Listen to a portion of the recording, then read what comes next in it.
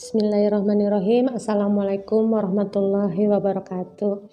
Sahabat-sahabat STI yang baik, ayah bunda dan para pejuang PAUD sekalian, pernah nggak mengalami anak yang tadinya baik-baik, penurut, tiba-tiba dia menjadi anak yang penentang, nggak suka ini, nggak suka itu, melawan. Nah, pernahkah menghadapi anak yang seperti itu? Nah, anak seperti itu sedang dalam masa membangkang, ya, atau masa menentang atau masa throws alter. Apa sih masa throws alter itu? Masa throws alter itu muncul pada usia sekitar 3-6 tahun. Ada ahli yang bilang usia 34, 45 atau 56. Nah, pada masa ini disebut masa yang tumbuh keakuan atau keegoan, di mana saat itu tumbuh kesadaran pada anak bahwa aku tidak harus sih nurutin maunya mama, maunya papa, memangnya aku bayi. Nah, dia menunjukkan bahwa dia juga punya keinginan lain selain keinginan dari orang tuanya. Nah, pada masa itu, masa yang bergejolak, maka disebut masa throws alter atau masa membangkang 1. Nanti akan ada lagi masa membangkang 2 ketika transisi dari masa anak-anak ke masa remaja. Nah, sebetulnya sifat atau sikap membangkang pada saat ini itu perlu disupport, ya. Kenapa? Karena bisa menumbuhkan konsep diri atau harga diri anak. Tapi bisa terjadi hal yang sebaliknya, ya. Nanti kita akan bahas lebih lanjut. Nah, apa sih ciri-ciri anak membangkang, ya? Pada masa membangkang ini, pada saat ini sebetulnya anak dalam fase untuk menemukan dirinya sendiri, ya. Ciri-cirinya dia keras kepala, suka menentang, kemudian suka memerintah kalau di rumah, ya. Andi misalnya, ayo mandi, nggak mau gitu.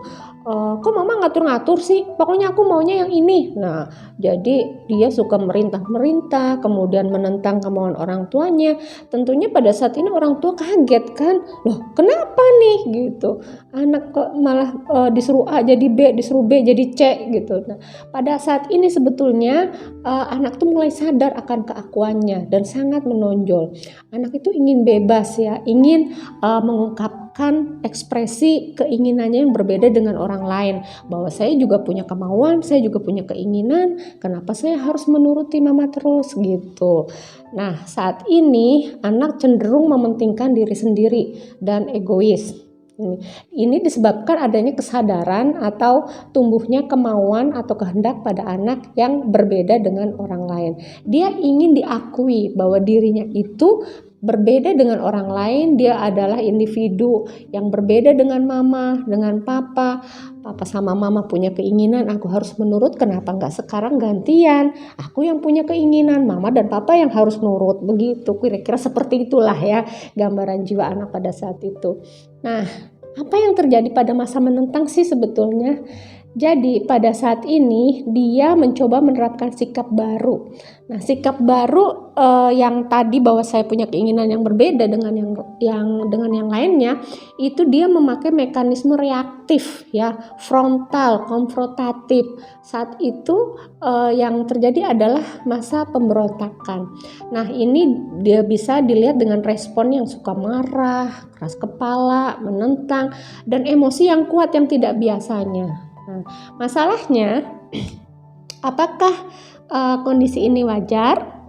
Ya, apakah masa menentang ini normal? Yang tadinya anak baik-baik gitu, ya, anak penurut kok jadi anak penentang dan keras kepala. Waduh, biasanya terjadi perang dunia kedua nih, ya, di rumah berantem nih ayah sama anak, ya, mama sama anaknya, apalagi nih pada masa-masa pandemi, ya, masa belajar di rumah ini bisa terjadi pertentangan.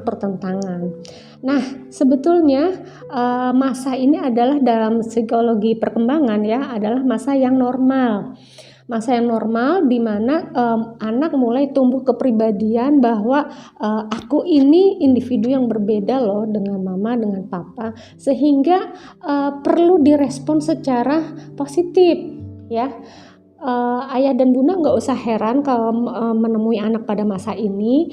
Kita ada 2 hal yang bisa kita lakukan. Kita meresponnya secara positif atau kita meresponnya secara negatif. Kalau respon positif, ya, kita berikan anak itu kebebasan berpendapat ya. Kita kasih anak tuh keteraturan, kesepakatan ya. Kemudian anak mengelola emosi dan kita arahkan untuk membedakan yang baik dan yang buruk. Nah, kiat dari saya adalah berikan pilihan. Nih, saya contohkan.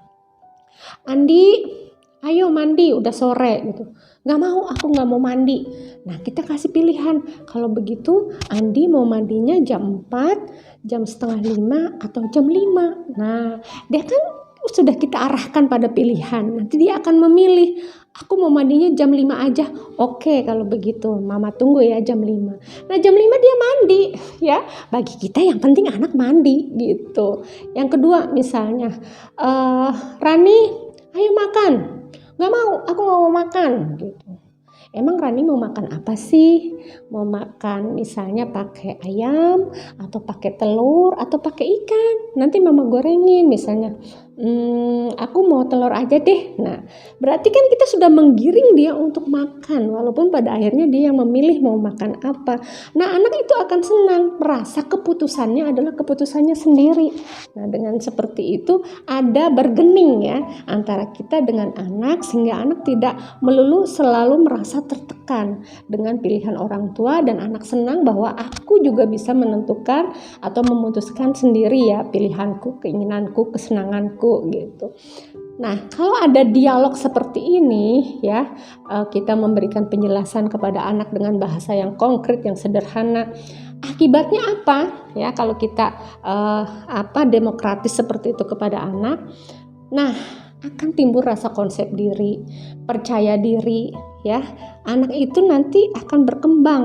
Dia punya prinsip, dapat menentukan keinginannya atau punya sikap sendiri, sehingga tumbuh rasa percaya diri dan optimis ya, karena dia punya kebebasan berpikir. Tentunya hal ini kedepannya akan membuat anak menjadi kreatif. Nah, apa yang terjadi kalau respon kita negatif? Sebaliknya nih, ayah bunda, sahabat-sahabat STI sekalian ya, kalau kita merasa ini anak kecil nggak tahu apa-apa, pokoknya aku yang ngatur sebagai ibunya ya. Kita merasa anak kita masih selalu bayi, di mata kita selalu anak ini bayi yang kita merasa bahwa kita tahu yang terbaik buat dia, sehingga kita mengatur dia ya. Kita otoriter, kadang-kadang kita mengancam ya. Kita menekan, mengekang, mengatur, tidak memberikan anak pilihan. Pokoknya semua apa kata mama. Nah, sehingga anak tidak merasa memiliki kebebasan dalam memilih, tidak ada dialog, tidak ada kompromi. Nah, akibatnya apa? Kalau anak selalu diarahkan ya, akibatnya anak ini jadi tidak mandiri bunda dalam mengambil keputusan, karena dia selalu tergantung pada keputusan orang tua. Ya, misalnya nanti nih, kalau anak yang selalu ditekan atau diarahkan ya, siapa namanya ya, contohnya Dewi mau sekolah di mana? Ya, terserah mama aja deh. Dewi mau ikut eskul apa? Terserah mama aja deh gitu. Nanti lama-lama gedenya makin susah lagi. Dewi mau kuliah di mana?